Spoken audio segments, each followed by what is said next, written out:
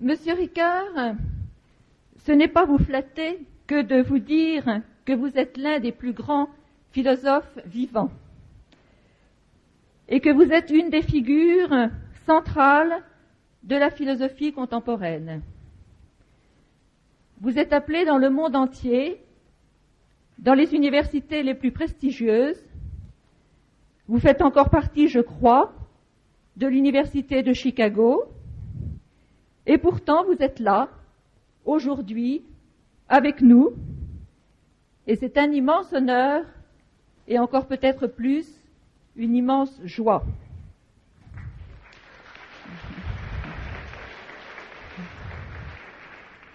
Pourquoi êtes-vous si écouté, Monsieur Ricoeur?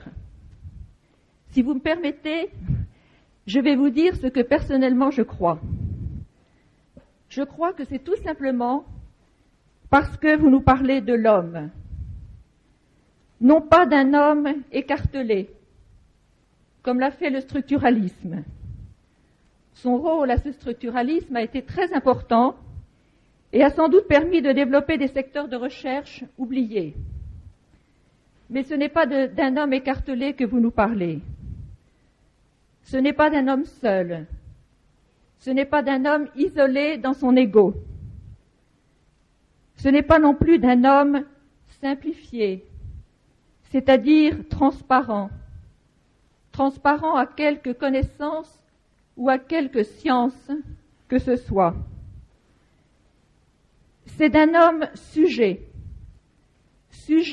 de ses actes, sujet de sa vie, sujet du monde que vous nous parlez. Un homme certes complexe, mais justement riche de sa complexité. Vous nous parlez d'un homme construit d'une histoire, oui, mais d'un homme peut-être encore plus en projet.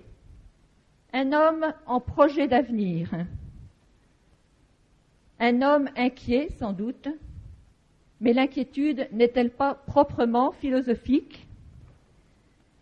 C'est d'un homme fier dont vous nous parlez, un homme fier d'être homme, un homme responsable. Et c'est pour cette parole, je crois, Monsieur Ricoeur, cette parole que vous nous apportez, que vous êtes tellement écouté. Merci de nous la donner aujourd'hui à Boulogne.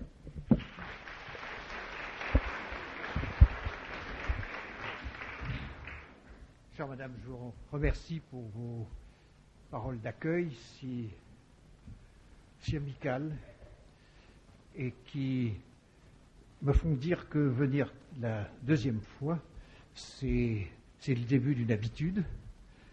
Et je vous remercie de me donner cette occasion de continuer à parler à un auditoire, car le problème des professeurs à la retraite, c'est d'être devant des livres et moins souvent devant des humains.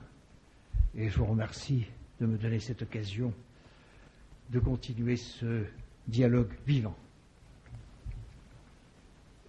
Ce que vous m'avez demandé aujourd'hui, c'est une présentation de ce que, ironiquement, mais d'une ironie sérieuse, il m'est arrivé d'appeler ma petite éthique pour désigner les chapitres de mon dernier travail de longue haleine, dernier en date, mais dernier sans doute dans la taille des ouvrages publiés, soit même comme un autre.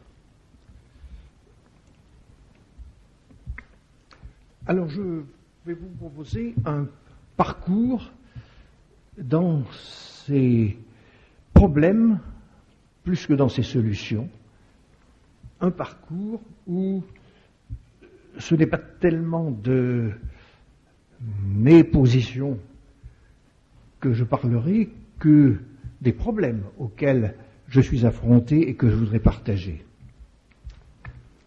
Alors pour m'orienter dans ces problèmes de la vie morale, je propose de placer les problèmes que nous allons rencontrer sur deux axes qui se croisent. Un axe vertical où nous considérerons des niveaux de la vie morale. Je les nomme tout de suite, mais nous allons les prendre en détail. J'appelle niveau profond l'éthique. Je dirai un mot tout à l'heure sur le choix de ce vocabulaire, défini par le rapport au bien. Vivre bien serait la formule de l'éthique. Puis un niveau médian, auquel je réserve le mot plus précis de morale, qui a donc à faire avec les normes, les obligations, les devoirs, les interdictions. Mais aussi un troisième niveau, car je ne veux pas me laisser enfermer dans ce dialogue éthique et moral, le niveau de la sagesse pratique, ce que les anciens appelaient prudence, mais le mot prudence est devenu aujourd'hui plus précautionneux, et il s'agit au contraire du courage là d'affronter des situations nouvelles, des situations uniques, des situations singulières, et qui demandent cette espèce de tact moral de la décision concrète. Je l'appelle donc sagesse pratique. Alors voilà l'axe vertical, éthique, morale, sagesse pratique ou prudence. Et sur l'axe horizontal, je déploierai un rythme ternaire, soi-même, autrui comme une personne qui me fait vis-à-vis par son visage, qu'on peut appeler toi, et puis l'autrui que je ne verrai peut-être jamais, mais auquel je suis lié à travers des institutions, et qu'on peut appeler le tiers, pour prendre le vocabulaire de Lévinas dont on vous a parlé la dernière fois. Nous verrons tout à l'heure l'importance de cette distinction entre ces deux aspects d'autrui, celui qui a un visage, que peut être dénommé toi, dans l'amitié, et celui qui n'est relié à moi qu'à travers des rôles, à travers des institutions, le tiers. Ce qui justifie le titre qui a été proposé à cette conférence aujourd'hui sur morale et société. Alors, ceci étant proposé comme articulation maîtresse de cette présentation, je propose la stratégie suivante: considérer tour à tour ces trois niveaux et chaque fois avec son articulation ternaire, soi, autrui et le tiers. On pourrait dire soi, le proche et le lointain.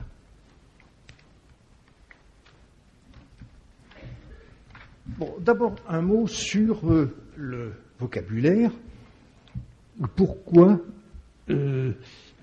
choisir le mot éthique pour désigner le rapport au bien, et moral, le rapport à l'obligatoire. Alors je veux tout de suite dire qu'il n'y a rien d'obligatoire dans ce vocabulaire, car il n'y a pas de tradition établie pour l'emploi des mots éthique et morale. Il faut simplement se rappeler que l'un vient du grec et l'autre vient du latin, et que tous les deux ont à faire, disons, avec les mœurs, c'est-à-dire la façon de se conduire dans le monde par rapport à soi et par rapport aux autres. Par conséquent, c'est un choix conventionnel. D'autres découpent autrement Et le problème, c'est de se tenir à son choix une fois qu'on l'a fait et de l'expliquer convenablement.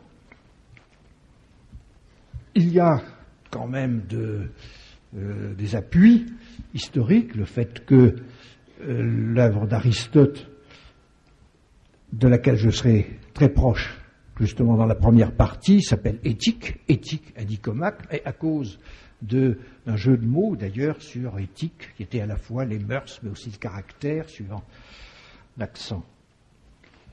Et puis Spinoza appelle sa grande œuvre une éthique pour désigner le parcours complet d'une existence allant depuis le monde des passions jusqu'à justement la sagesse, mais en un autre sens que celui que j'emploie ici, le sentiment d'éternité dans la raison.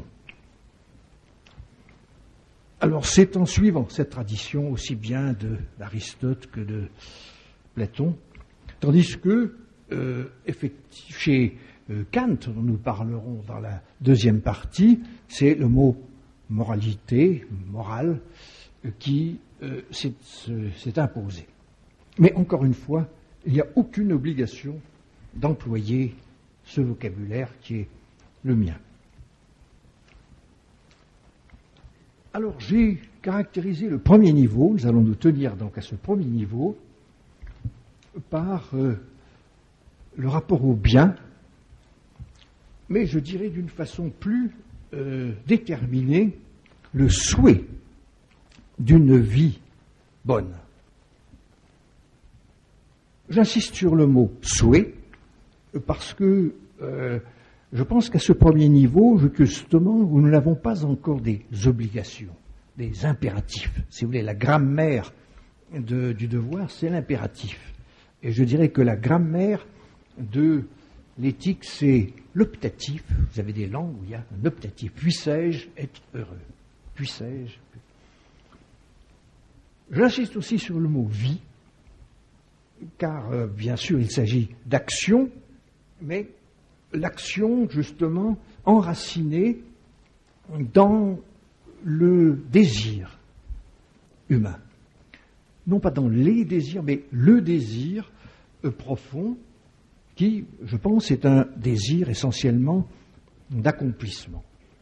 Et je vois le mot accomplissement comme plus vaste que celui de réussite, et même que celui de bonheur, si on entend par bonheur une satisfaction qui ne serait pas assombrie par la tristesse. Et je pense que l'accomplissement passe aussi par le malheur accepté. Donc en un sens, c'est le bonheur et le malheur qui appartiennent à cet accomplissement. Mais vie bonne. Vie bonne, cela veut dire qu'il y a des repères qui justement ne sont pas encore sous la figure d'obligation, tu dois ou tu ne dois pas, mais sous la forme de modèle d'excellence. Ce que justement les Grecs avaient un mot pour cela, ils parlaient de vertu. Le mot vertu est devenu un peu triste, peut-être, mais il faut le prendre, n'est-ce pas, au sens qui est encore le nôtre, quand nous parlons du courage, de l'hospitalité, de la tempérance, de l'amitié, de la justice. Nous nommons des vertus, c'est-à-dire des modèles d'excellence. Et c'est donc ce cheminement du désir vers l'accomplissement guidé par des modèles d'excellence qui constitue, selon moi, le cœur, le noyau de l'éthique. Alors ce désir de vie bonne, donc d'accomplissement guidé par des modèles d'excellence, d'où vient-il? Je dirais qu'il est essentiellement enraciné dans une question première qui peut-être restera tout au long de notre vie une question aux réponses provisoires, la question « qui suis-je ?» La question « qui ?» Et j'insiste sur ce « qui » plus fort que le « quoi ». Non pas « que suis-je », ce qu'on peut décrire, ce qu'on peut caractériser, mais « qui ?» Et cette question « qui ?»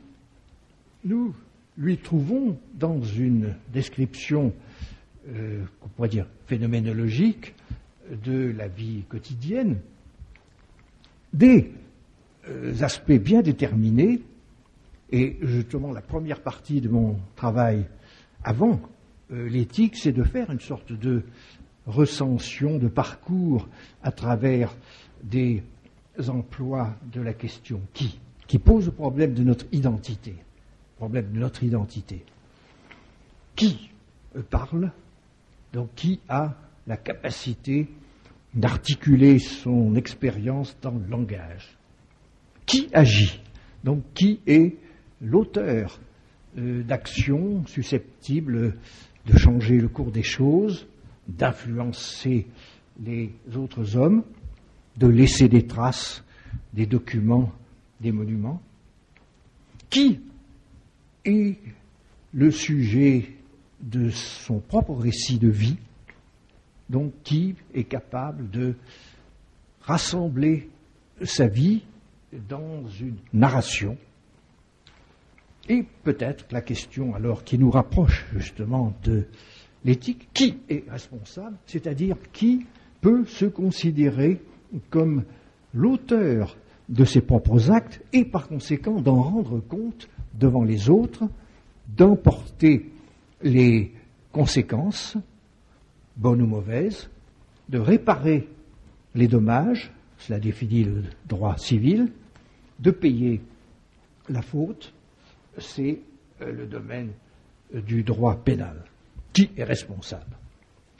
Eh bien, avec cette question, nous sommes, donc la quatrième question en qui, si vous voulez, qui parle, qui agit, qui raconte, qui est responsable, nous sommes au seuil de la question éthique.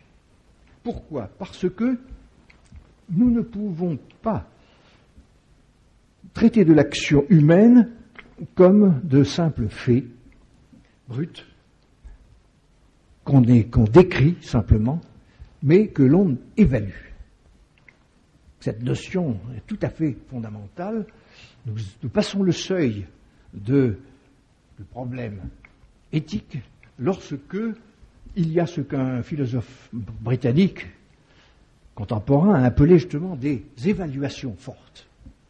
Des évaluations fortes. Où je dis, ceci vaut mieux que cela. C'est ici que je me tiens.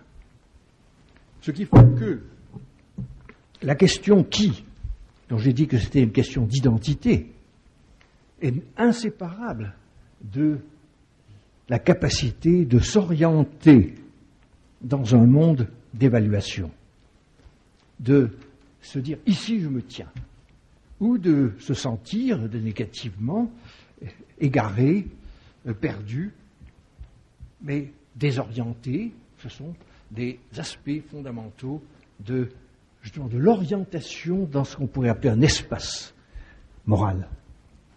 Les Grecs, d'ailleurs, avaient un mot pour cela. Ils parlaient justement de la capacité de préférer, c'est-à-dire de mettre quelque chose au-dessus de quelque chose, être capable de dire « ceci vaut mieux que cela ». Donc, nous passons de la description de l'action à son évaluation morale lorsque nous sommes capables de dire « ceci vaut mieux que cela ».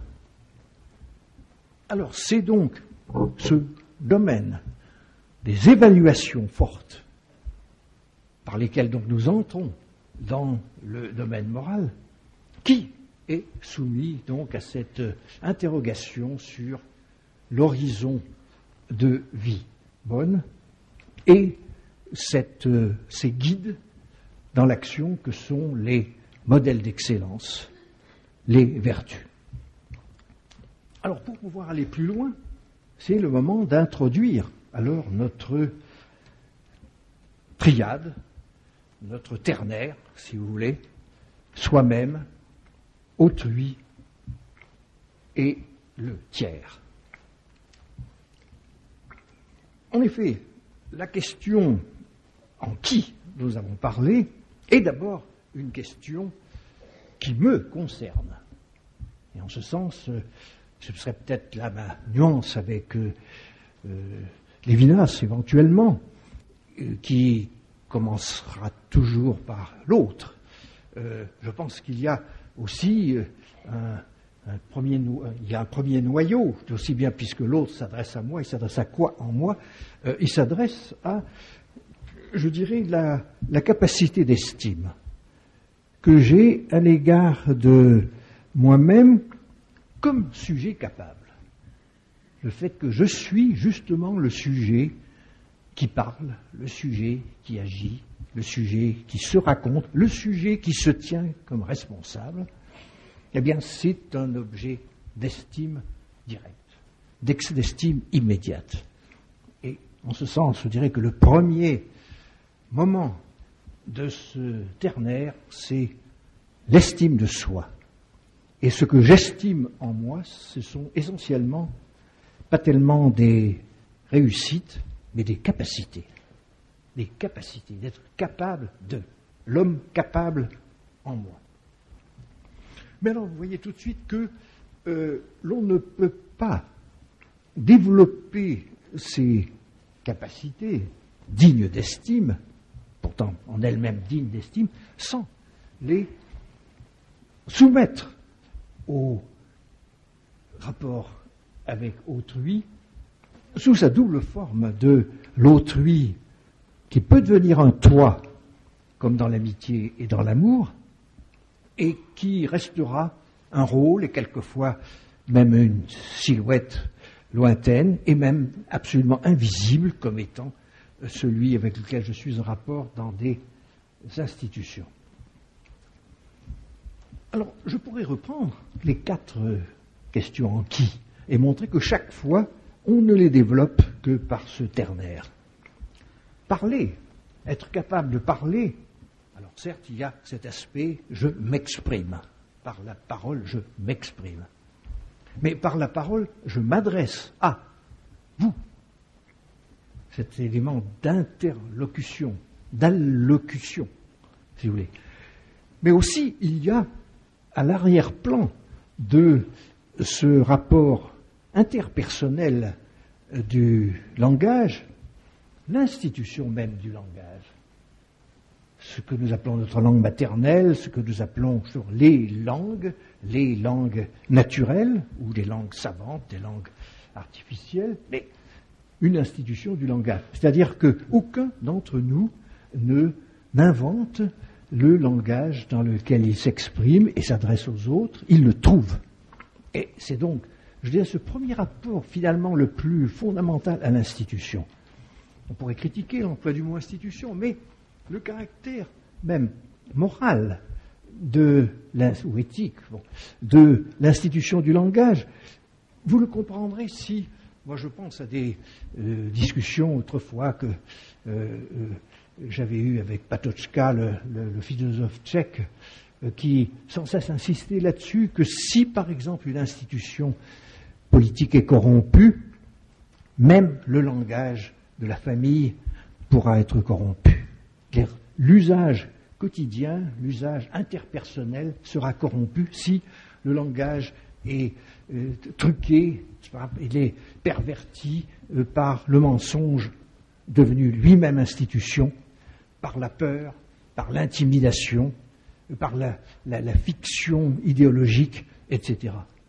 Par conséquent, il est important qu'il y ait une santé du langage public pour qu'il y ait une pratique quotidienne de l'interlocution. Et si je fais le chemin à rebours, n'est-ce pas, de l'institution de langage vers l'interlocution, vers ma propre expression dans le langage, elle est donc conditionnée par la qualité du rapport avec autrui, mais aussi avec l'institution du langage. Si bien que, par exemple, je dirais que mentir, par exemple, c'est à la fois se mettre en, comme dirait Kant, dans un sens plus moral d'ailleurs que éthique, c'est me mettre en contradiction avec moi-même, mais c'est aussi trahir l'autre, mais aussi faire tort à l'institution du langage, puisque cette institution repose sur la confiance, à savoir que nous croyons que vous signifiez ce que vous dites, et donc que je préjuge en quelque sorte la sincérité. Bon, je ne ferai pas le même, vous pouvez refaire la même analyse avec la deuxième question en qui agir. C'est en effet moi-même intervenir dans le cours des choses, mettre ma marque, n'est-ce pas, sur le monde, si petit, si menu soit cette trace et cette capacité d'initier, de commencer quelque chose, mais cela n'est possible que dans l'interaction. Et là, vous voyez tout de suite le rapport avec autrui, et cette interaction sera, pour une part, face à face, mais pour la plus grande part de nos interactions, elles passent par des systèmes organisés, que ce soit le système technologique, le système économique, le système administratif, le système éducatif, les institutions politiques, etc. Ce que un de mes amis et mes jeunes amis, Jean-Marc Ferry, dans un très beau livre intitulé justement « Les racines de l'expérience », appelle les ordres de la reconnaissance.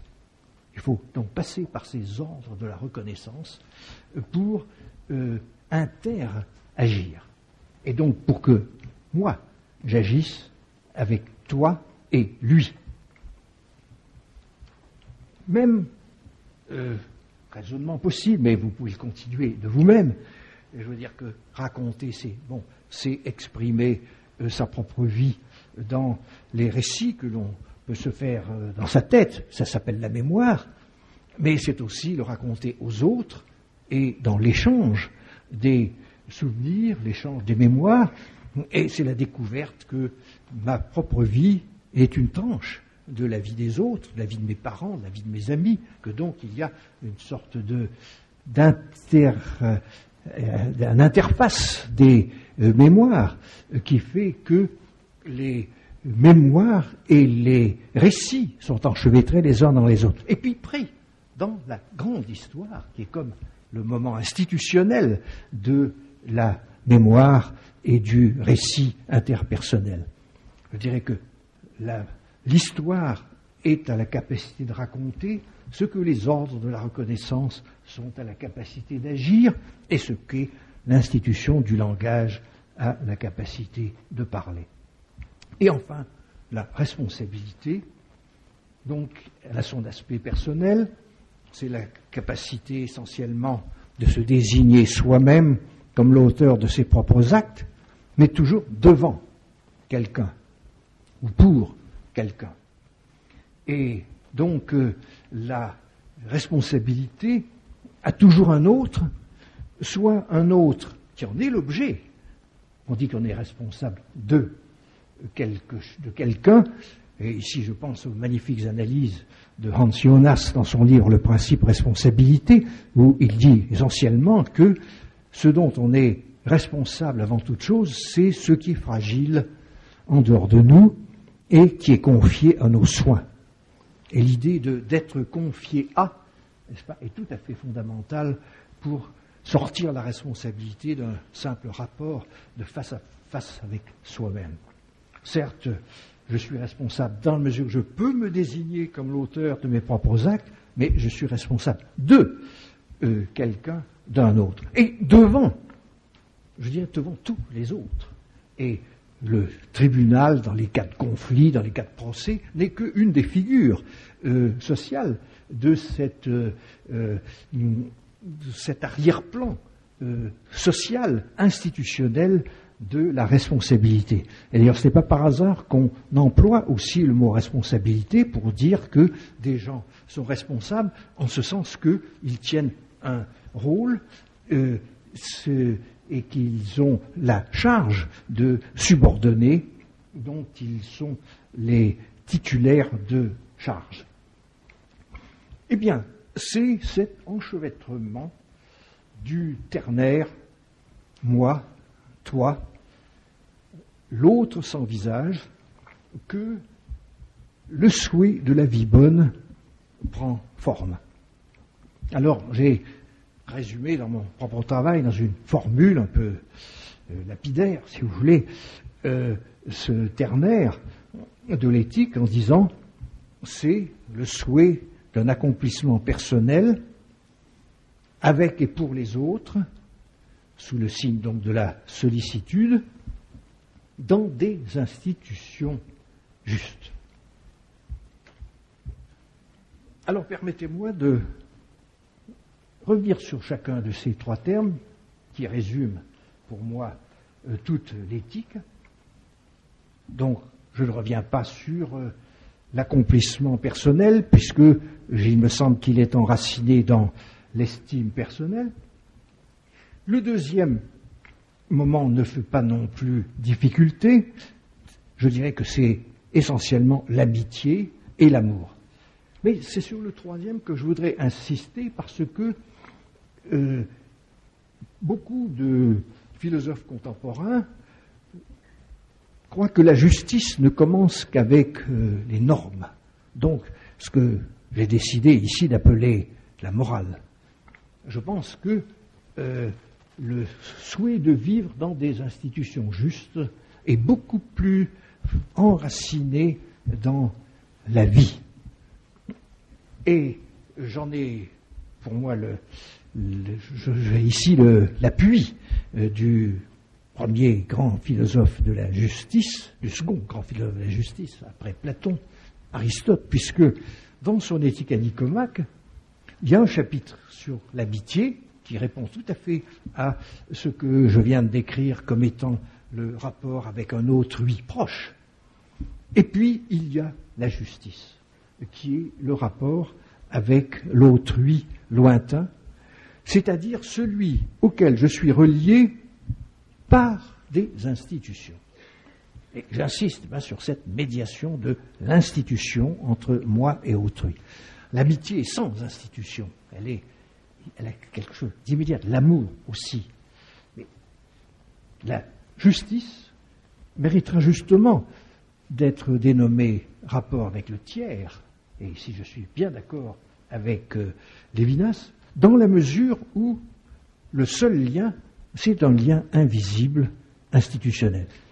Chaque fois que je reçois une lettre à mon courrier, je suis en relation non seulement avec celui qui m'écrit, et donc qui pourrait entrer dans un rapport immédiat d'amitié, donc de face à face, mais à travers toute une institution. Il y a des gens qui ont posté la lettre, il y a des gens qui ont trié le courrier, des gens qui l'ont porté. Il y a donc tout le système, je dirais, postal, qui est entre moi et mon correspondant.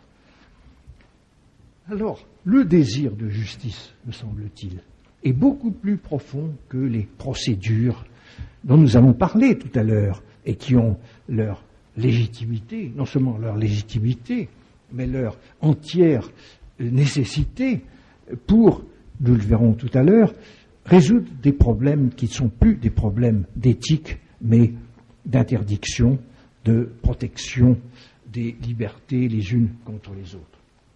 Mais avant cela, il y a la justice, le désir de justice, dont nous voyons surtout la forme lorsque nous sommes indignés.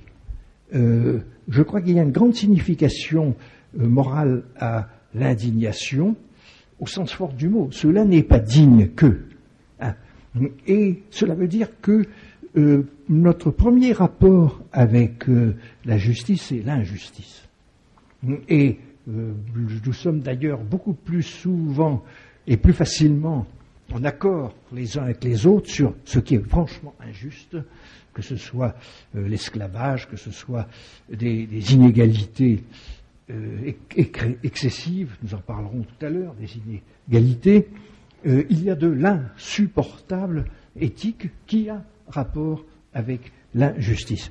J'ai d'ailleurs remarqué que dans les textes grecs, où il est question de la justice, il y a presque toujours les deux adjectifs, injuste et juste. Et le problème de l'injustice, adikia, chez chez Platon, chez Aristote. Et est-ce que l'injuste est injuste volontairement, ou sciemment, etc. Ces discussions sur l'injuste, n'est-ce pas, je pense que c'est notre entrée dans le problème de la justice. Bon. Je n'en dirai pas plus, donc, sur ce premier niveau. Pourquoi, alors, le second niveau, celui du devoir, celui de l'obligation, celui des normes? Je le caractériserai d'abord. Je le caractériserai par deux traits, par deux caractères. Un caractère de contrainte, et c'est lié à la notion d'obligation. Être obligé, c'est dans ce qu'on appelle justement la contrainte morale. Donc contre des résistances, alors lesquelles, nous le dirons tout à l'heure. Et puis, l'universalité, qui est essentielle à l'idée de norme. Eh bien, commentons ces deux traits. Je commencerai par le second, parce qu'il est peut-être le plus voyant, moins difficile à traiter, et pour m'attarder sur le premier, la contrainte. Universelle. Très simplement, nous voulons dire que si nous pensons que quelque chose est notre devoir, cela veut dire que quiconque serait dans la même situation devrait faire ainsi. Le sentiment donc que l'obligation me concerne non pas comme moi, un tel, mais comme quiconque serait dans la même situation. Donc le contraire, ici, de l'universel, il y a plusieurs contraires, mais on pourrait les résumer tous dans l'arbitraire. L'arbitraire. Que ce soit un arbitraire personnel, la fantaisie de nos désirs au pluriel, mais aussi un arbitraire consolidé dans des groupes fermés par des coutumes, par des traditions, surtout si ce sont des traditions mortes, qui résistent à la critique. Et cet arbitraire peut même prendre les formes terrifiantes de traditions au niveau ethnique, au niveau de religion statique, comme dirait Bergson. Et donc cet arbitraire va depuis l'arbitraire le plus personnel jusqu'à un arbitraire collectif. C'est à quoi s'oppose l'universel, c'est-à-dire quiconque devrait faire ainsi. Et lorsque nous entendons des commandements comme « tu ne tueras pas, tu ne mentiras pas », nous sachons bien c'est adressé à tout le monde. Alors, la contrainte pose des problèmes plus subtils, parce qu'il faut bien distinguer la contrainte morale du commandement d'une contrainte physique qui procède donc, qui relève de la violence, qui relève peut-être de l'intimidation.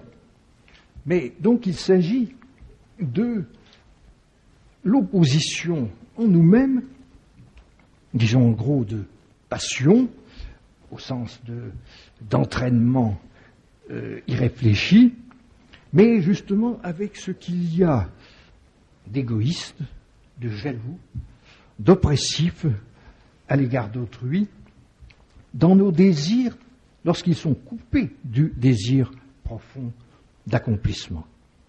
Et c'est là, alors qu'il me faut entrer une deuxième fois dans le ternaire, moi, autrui et le tiers.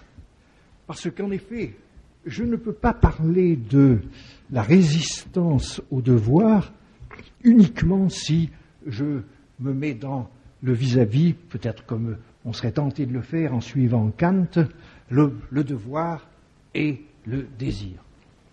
Et si le désir est le contraire, ou si ce qui résiste au devoir, c'est dans la mesure où il fait tort à autrui. Et alors, ce qu'il faut donc regarder de près, c'est la capacité, on pourrait dire, de nuisance de nos désirs sous la forme d'exploitation d'autrui, sous la forme de la contrainte, et je résumerai tout cela dans un mot, la violence. Je pense que si nous ne pouvons pas faire une éthique qui couvrirait la totalité du champ problématique de l'action, si nous sommes obligés de dédoubler entre éthique et morale, c'est parce que la violence est ce qui nous force à mettre des limites, à ce qu'il y a de potentiellement infini, et je dirais presque à la limite terroriste, dans notre capacité d'assujettir autrui. Alors, bon, c'est une vue peut-être un peu sombre, mais je dirais que ça ne tient pas forcément, et uniquement, en tout cas, à l'idée que le mal est là, dans sa forme terrifiante, lorsque nous avons les problèmes posés par l'extermination, des choses du genre, mais je dirais même tout simplement l'action la plus ordinaire. L'action est toujours je dirais, sur la pente de la violence, parce que agir, c'est toujours agir sur. Et donc, l'action va introduire un élément de dissymétrie tout à fait primitif entre celui qui agit et celui qui subit l'action. En ce sens, je dirais qu'agir à deux contraires, c'est ne rien faire, mais c'est aussi subir. Alors, il y a comme une sorte de dissymétrie, en quelque sorte primitive, dans l'interaction, le couple agir, subir. Et alors, vous voyez d'ailleurs, le mot subir nous donne un sens au mot passion qui est beaucoup plus profond, beaucoup plus vaste que ce qu'on appelle les passions, n'est-ce pas, comme la jalousie, comme etc. Bon, il s'agit vraiment du couple, agir, subir, agir, pâtir. Et c'est alors sur cette possibilité de soumettre l'autre dans l'expression de mon propre désir qu'est inscrite la violence. Mais cette violence, alors, il faudrait justement la considérer dans tous les registres que nous avons considérés, depuis le langage, bon, sous la forme de la fraude, sous la forme du mensonge, sous la forme de la calomnie, etc. Mais dans l'ordre de l'action, dans l'ordre aussi du récit, le récit mensonger, le récit de soumission, de violence, qui affirmera la supériorité, par exemple, d'une race sous une autre, tout peut être perverti par la violence, dans aussi bien les registres de la parole, celle de l'action, celle du récit, et celle de la responsabilité, dans le déni de responsabilité, ou dans l'accusation d'autrui, l'accusation frauduleuse d'autrui. Alors, nous sommes en face de cette irréductibilité du devoir à l'idée du bien, qui est la marque de la morale. Et cette marque, c'est, je dirais, l'interdiction. C'est l'interdiction. J'ai gardé, pour la fin de cette deuxième partie, la considération de l'interdiction, la forme négative, tu ne tueras pas, tu. Alors, au premier abord, n'est-ce pas, nous pouvons avoir une sorte de rejet instinctif à l'égard du négatif, à l'égard de l'interdiction. Mais d'abord, je fais remarquer que une interdiction peut être moins mutilante, si vous voulez, qu'une obligation positive. Si on me dit tu feras ceci, tu feras cela, c'est plus contraignant. Mais si on me dit tu ne tueras pas, bon, quelque chose est interdit, mais tout ce qui n'est pas le meurtre est ouvert devant moi comme un espace libre de choix. Donc, en un sens, l'interdiction marque ce qu'il ne faut pas faire, mais ne dit pas ce qu'il faut faire. Deuxièmement, l'interdiction a certainement une fonction structurante et n'est pas simplement mutilante. Je crois que c'est une des choses que la psychanalyse, et surtout, je dirais, le vieux Freud, dans ses réflexions, lorsqu'il n'avait plus simplement affaire à des névrotiques, des jeunes femmes de Vienne dans les années 1900, mais lorsqu'il a été mis en face d'ailleurs des problèmes de la violence historique, de la guerre, etc., ses réflexions, ses échanges de lettres avec Einstein sur la guerre, et donc le caractère justement potentiellement destructeur du désir humain par le fait que la sexualité va comporter le sadisme et le masochisme, c'est-à-dire des éléments de destruction de l'autre, de destruction de soi, et que par conséquent, il y a une sorte de, on peut un langage, bon je m'en parlerai qu'une fois comme ça, de mauvais infini, si vous voulez, dans le désir humain qui doit être limité. Alors je crois que c'est cette idée de limite, n'est-ce pas, qui est importante dans la notion d'interdiction et qui est structurante. Mais nous le savons bien, dans l'éducation des jeunes enfants, il faut se servir prudemment mais fermement de ce qu'il ne faut pas faire, apprendre que tout n'est pas possible, qu'il y a dans le désir humain une sorte d'expansion illimitée. Alors, nous voyons que c'est dans le rapport avec autrui qu'est le lieu du désir violent, c'est le lieu de la violence dans le désir. Mais alors je voudrais justement réintroduire pour la deuxième fois la distinction entre les deux autrui, l'autrui du vis-à-vis et l'autrui du rapport de justice. En effet, c'est ici que le dédoublement d'autrui entre l'autrui qui a un visage dans le rapport d'amitié et d'amour et cet autrui qui est un vis-à-vis d'institution prend tout son sens. Et les conséquences portent essentiellement sur l'idée de justice. Alors j'ai dit tout à l'heure que la justice avait certainement un enracinement profond dans notre désir de vie bonne et qu'il faut inscrire, si vous voulez, la justice au même plan que l'amitié et que l'estime de soi. Mais la justice ne peut se déployer, je veux dire institutionnellement, que sous les deux aspects que j'ai dit de la norme, l'universalité et la contrainte. L'universalité parce que la première règle de justice, c'est de traiter de façon semblable les cas semblables. C'est la base même de l'égalité de tous devant la loi. Traiter semblablement les cas semblables. Et donc, il faut ici avoir l'idée d'impartialité, qui est donc la forme que prend l'universel lorsqu'il est traité comme un aspect de la justice.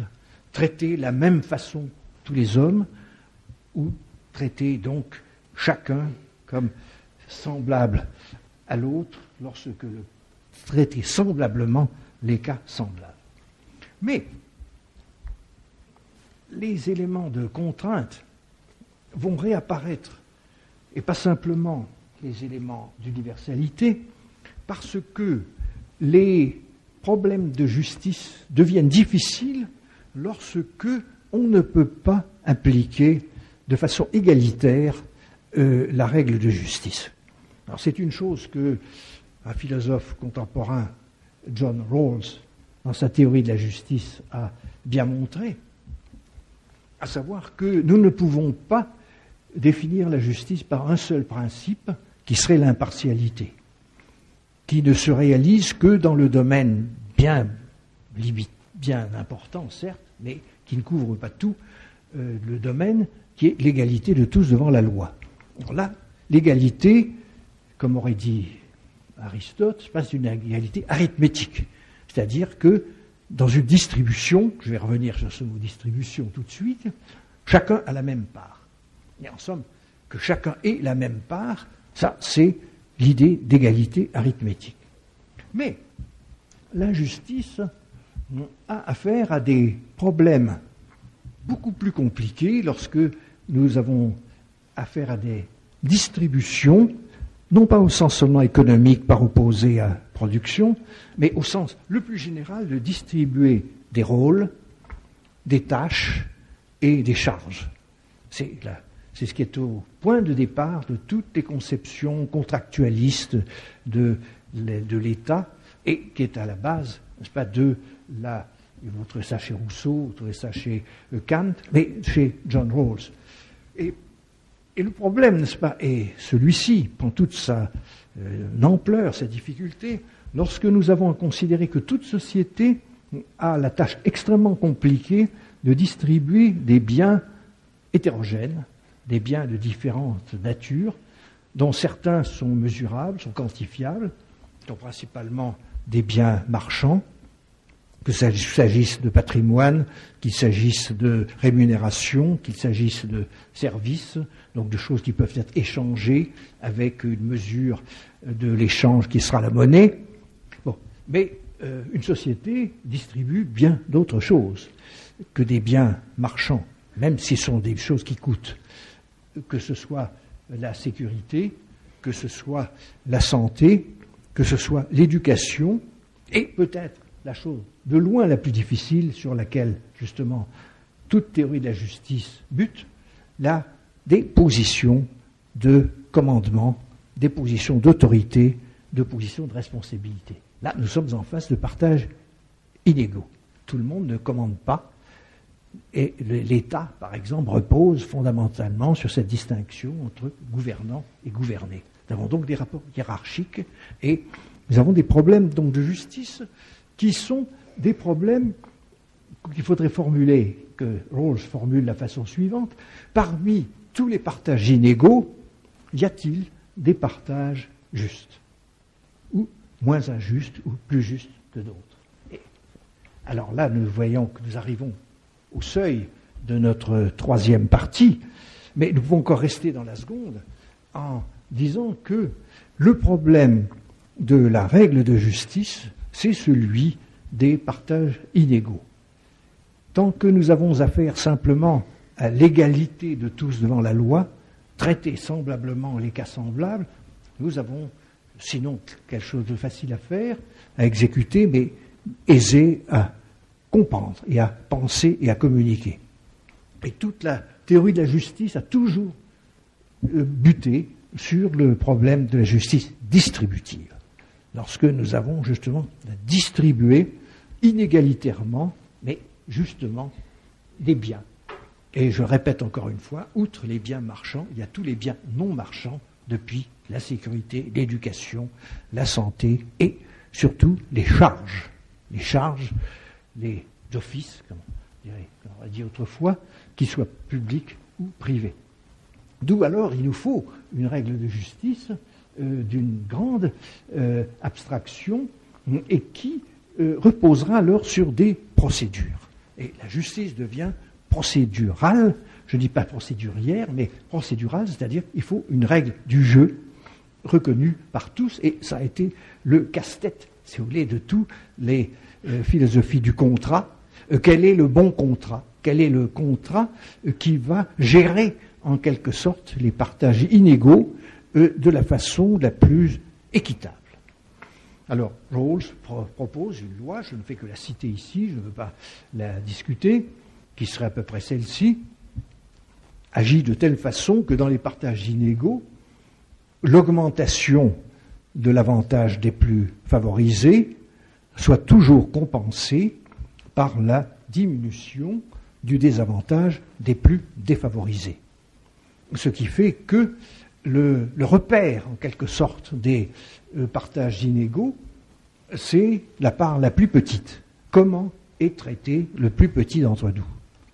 Et c'est, on peut dire, le repère, d'ailleurs, que nous essayons aujourd'hui d'appliquer alors des situations tout à fait inédites, qui ne sont plus des situations simplement de grande pauvreté, mais des situations d'exclusion. Parce que quand le plus petit ne fait plus partie du système, comment peut fonctionner la règle du partage? Et c'est pourquoi, d'ailleurs, nous avons ce terrible problème de l'exclusion, qui est au sens propre du mot, le fait qu'il y a des gens qui ne font pas partie, en fait, du pacte social, qui sont sortis du pacte social, qui a cette espèce d'équilibre, c'est pas, dans la loi.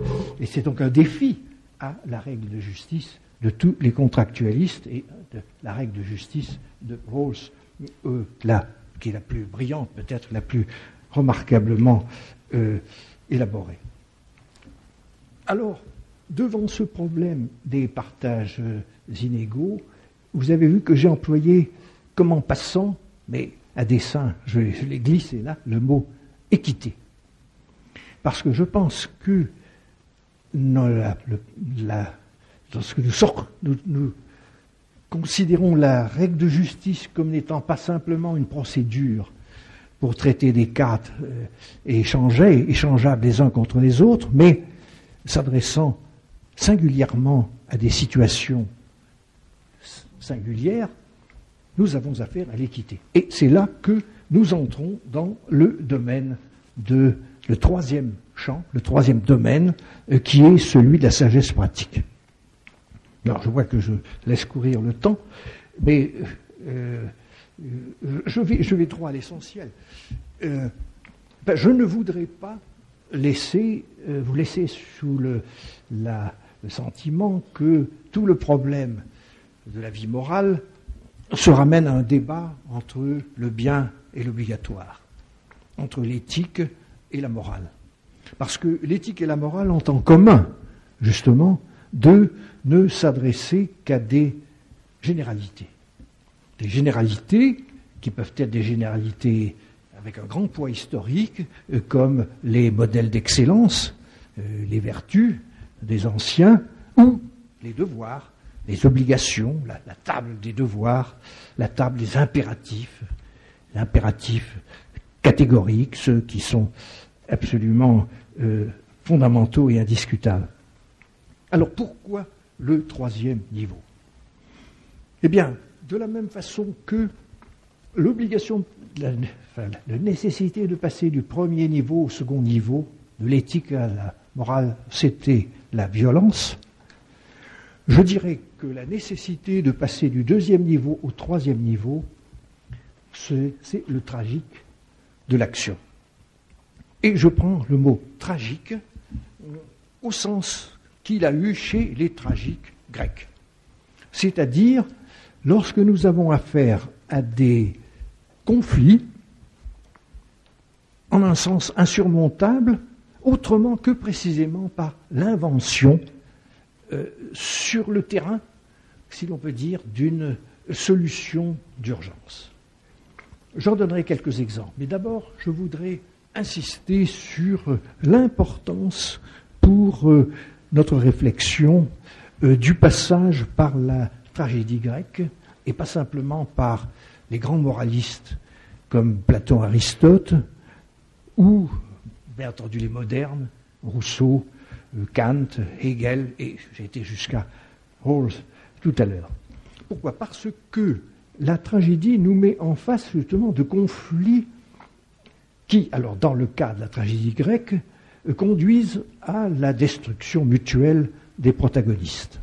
Et en présentant justement des cas extrêmes, parce que c'était ça la façon de réfléchir moralement des tragiques, c'est de présenter, on peut dire, des cas limites où les deux positions ont chacune leur bon droit et conduisent à la destruction mutuelle. Et alors, la question qui est posée à la sortie de la tragédie, y a-t-il une autre façon de faire? Y a-t-il une sagesse, justement, qui éviterait de se laisser enfermer dans ces dilemmes?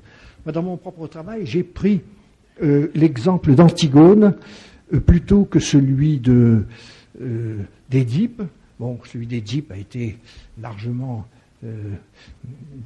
travaillé, j'allais dire exploité, par la psychanalyse, à très juste titre, parce que là, nous avons un modèle de relation familiale où le père, la mère, l'enfant, bon, tout à fait central, donc le problème de la haine du père, le problème du parricide, le problème de l'inceste, donc c'est ce noyau-là. Mais le cas d'Antigone est très intéressant, d'abord précisément parce que le problème n'est pas autour de la sexualité.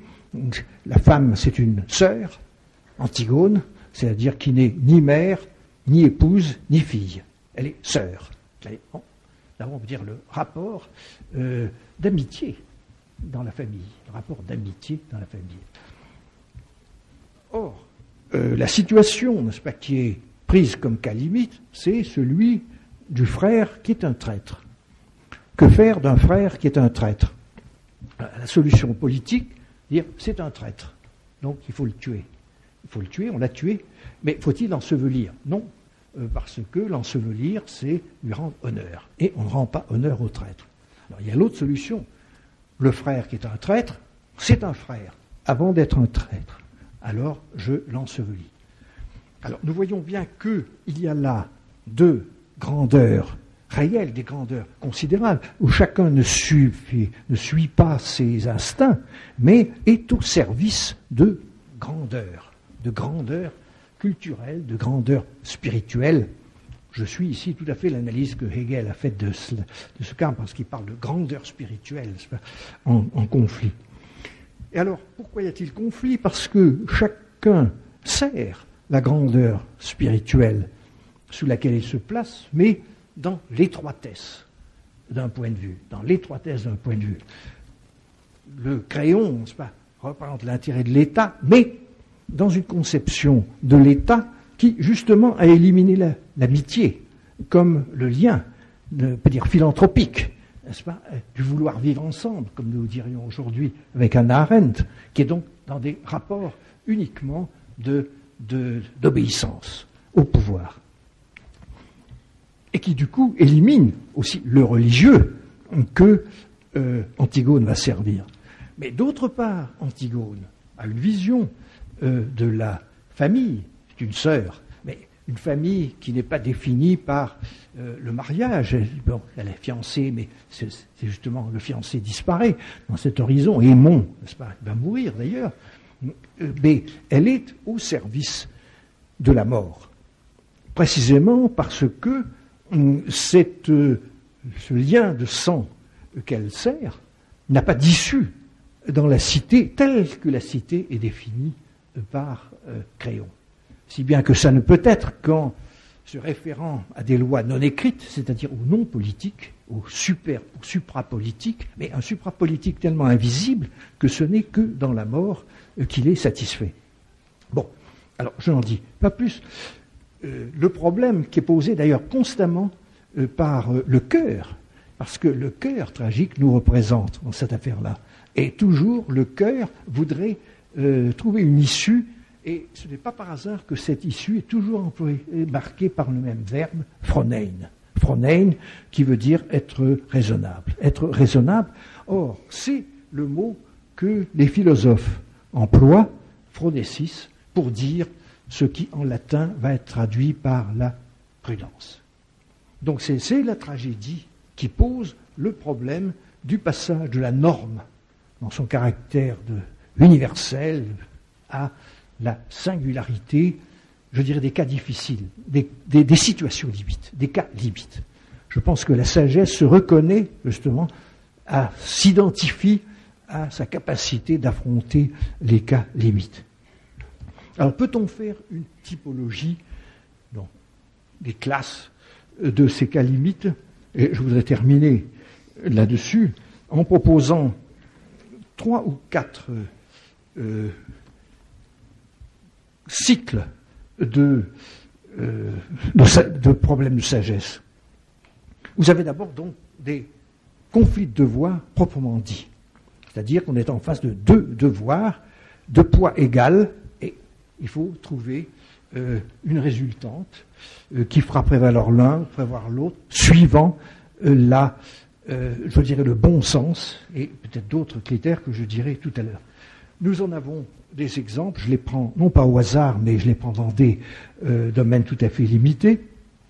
Est-ce que, par exemple, la liberté d'expression, qui est souvent inscrite dans des constitutions, comme même premier amendement de la Constitution américaine, est-ce qu'elle va trouver une limite dans la protection de la vie privée? A-t-on le droit d'écrire tout et n'importe quoi, comme la presse anglaise sur la famille royale? Bon, est-ce que la pornographie aura droit d'être tout à fait entièrement étalée au public par les masses médias? Vous avez des commissions qui tranchent. Alors là, parce que nous avons justement des droits égaux. De même, la tolérance à l'égard de la pluralité des convictions. comment va-t-elle être compatible avec le maintien de l'ordre public et le respect des différences offensées? Est-ce que tel écrivain qui va bafouer l'islam, est-ce qu'il a le droit à la même liberté de parole que celui qui va être reconnu par les membres de sa confession? Et alors la question de l'ordre public, toute notre affaire, n'est-ce pas, du voile à l'école, est exactement de ce type-là, n'est-ce pas? Où est la limite de l'ostentatoire? C'est très intéressant de voir apparaître des termes qui justement font appel au jugement concret de sagesse, qui ne peuvent pas être tranchés par des normes, qui sont à des intersections de normes. Voilà donc. Mais dans le domaine médical, je parlais récemment avec une amie qui est dans un équerre à l'unité de soins palliatifs, l'extrême proximité, en dépit des apparences, des deux extrêmes. Ou bien vous êtes dans l'acharnement thérapeutique et que la famille ne se tolérera pas, ou vous êtes dans le sournois glissement à l'euthanasie passive et qui rompt le pacte, qui fonde la confiance dans le médecin. Alors, où est le bon usage de la décision dans ces cas-là? Donc, voilà un premier cycle, qui est le cycle de devoirs égaux. Je verrai un deuxième cycle de cas difficiles, si vous voulez, de cas limites, lorsque vous avez un conflit entre le caractère universel de la règle et le caractère singulier des personnes. Et ce conflit, je pense qu'il est inscrit dans la notion même de respect. Parce que, qu'est-ce que l'on respecte? Est-ce qu'on respecte la règle ou est-ce qu'on respecte la personne? Et justement, vous avez des quantités de situations où il y a dissociation entre la règle et la personne, entre l'obligation et, si l'on peut dire, la compassion ou la sollicitude. Beaucoup de nos problèmes posés par l'interruption volontaire de grossesse procèdent de situations de ce genre. Est-ce que c'est la règle qui nous vont dire que la vie, dès qu'elle est commencée, doit être respectée? Mais vous avez des situations qui, etc. Bon. Là, une variante de ce deuxième type de conflit, c'est lorsque nous avons affaire à des situations inédites. Et le cas de l'empoisonnement, précisément le cas de la contamination par des hémophiles, nous a mis devant une situation où ce n'était pas l'absence de règles, mais qu'il y avait une règle, une norme trop forte, et on a finalement choisi celle-là, l'empoisonnement, ou une norme trop faible, qui était la vente de produits avariés. Et là, en fait, nous sommes dans un cas où il faudrait inventer la règle. Et nous sommes constamment dans des cas de ce genre aujourd'hui par le fait de l'extension, de la multiplication sans fin de pouvoir. Et lorsque nous pouvons faire des choses que nous n'avions jamais pu faire autrement, il y a tout d'un coup l'apparition de dilemmes moraux. Est-ce qu'on peut expérimenter sur le génome humain comme sur le génome animal? Est-ce que l'on peut faire du clonage? En France, on dit non. Tels États américains ont dit oui. Est-ce qu'on a le droit de doubler l'homme, ou bien est-ce que l'idée que chaque personne est tellement singulière qu'il ne faut surtout pas chercher à faire deux semblables, même si la nature le fait quelquefois, mais c'est la nature avec la gémellité. Alors, vous voyez comment la nouveauté des problèmes ouvre tout d'un coup un champ qui n'a pas été balisé par des règles. Ou alors le problème, c'est d'inventer des règles nouvelles. Par exemple, une règle, tout à l'heure, je dis une règle entre une règle trop forte ou une règle trop faible. Un troisième groupe est pour moi de loin le plus troublant. Et je trouve qu'on n'en parle pas assez. C'est lorsque l'on n'a pas à choisir entre le bien et le mal. J'allais dire, c'est trop facile. Mais même entre deux biens égaux, comme si je vous disais, c'est pas simplement entre le blanc et le noir qu'il faut choisir, mais entre le gris et le gris. Et les vrais problèmes de la vie quotidienne et des législations sont de cet ordre-là, ou faire passer la limite. Et donc, je reprenais tout à l'heure l'exemple de l'interruption volontaire de grossesse. Nos législations sont arrivées à un certain équilibre jusqu'ici, mais pas plus loin. Pourquoi 20 semaines plutôt que 21? Bon, là, gris sur gris, ce sont les choses. Mais, à mon sens, les cas les plus redoutables, c'est lorsque l'on n'a pas à choisir ni entre le bien et le mal, ni entre légalement bien et légalement mal, mais entre le mal et le pire. Et des problèmes d'ordre en particulier sont de ce genre.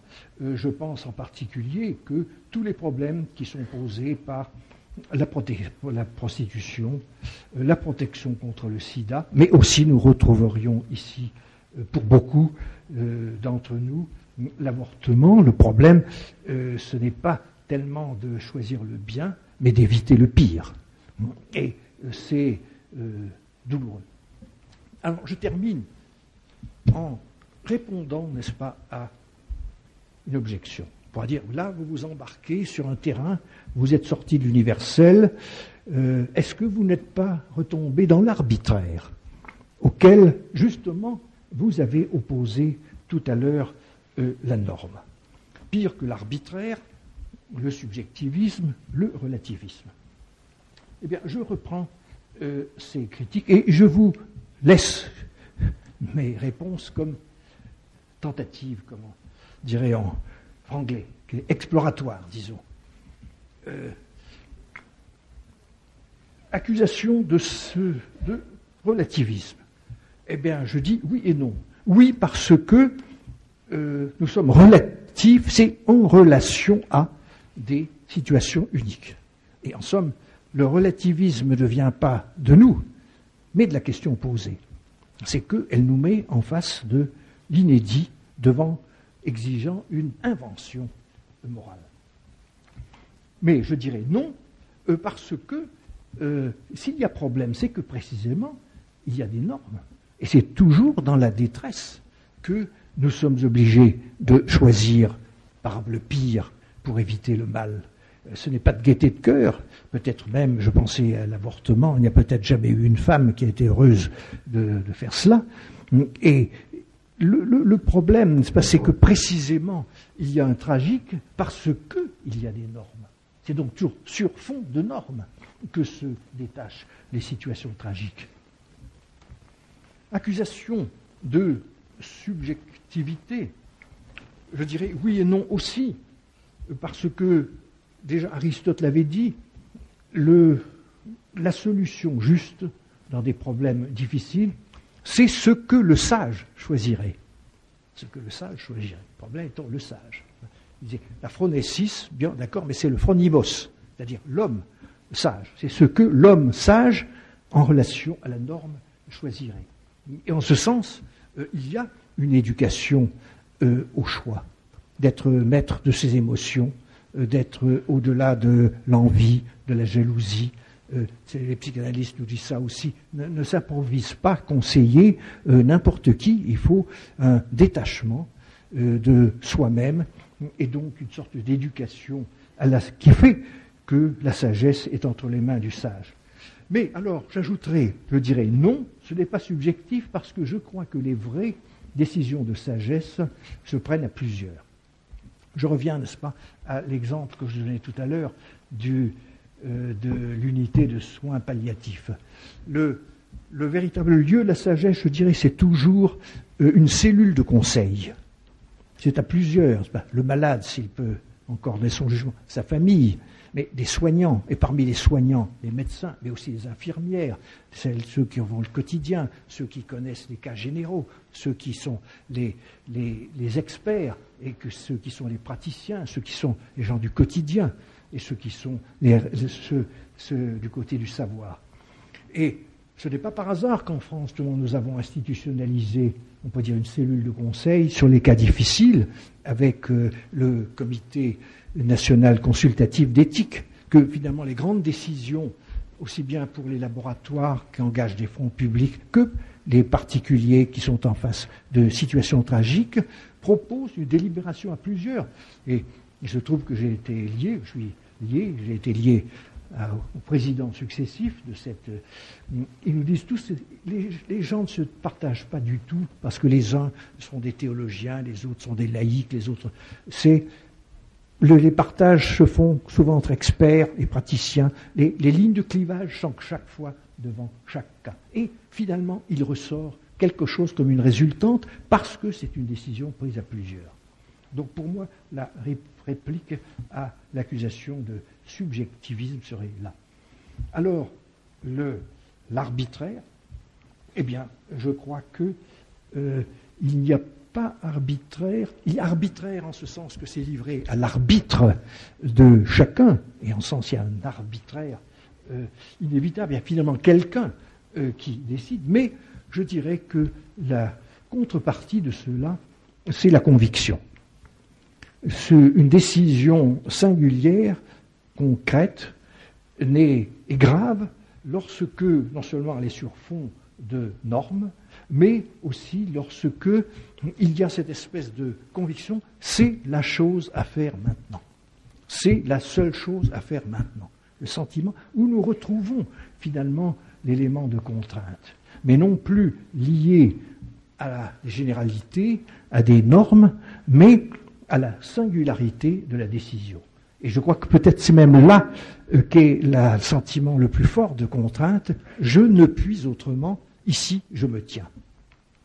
Eh bien, ce serait ma conclusion. Je dirais que la sagesse pratique nous reconduit par-delà le devoir, l'obligation, la norme, l'interdiction, au socle de la vie éthique, c'est-à-dire l'estime de soi dans la sollicitude de l'amitié et de l'amour et le désir de vivre dans des institutions justes, mais ici et maintenant. Merci.